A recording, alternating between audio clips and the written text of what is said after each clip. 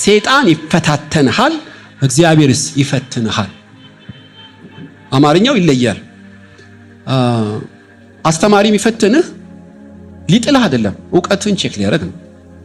ሰይጣን የሚፈታተንህ ግን ሊጥልህ ነው።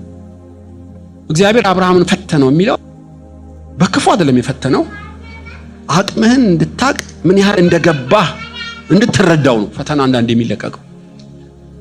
የሰይጣን ግን ለመጣልና ለማስመጥ ነው። ሆኖም ከሁለቱም ፈተና ነፃ አይደለም። ወይ ትፈተናለህ ወይ ሰይጣን ይፈታተንሃል። ሁለቱም ግን በእግዚአብሔር ቁጥጥር ስር ነው ማለት ነው። እሺ ለምንድን ነው ፈተናን የሚፈቅደው? ፈተና ለጊዜው ቢያሳዝንህም የምትሰራበት የምትበስልበት ለበጎ ስራ የምትዘጋጅበት ፊልድ ስለሆነ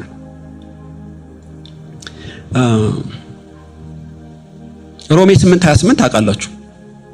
እግዚአብሔርን ለሚወዱ እንደ ሐሳቡም ለተጠሩ ነገር ሁሉ ለምንድን ነው? እስኪ ለበጎ ነው በሉ።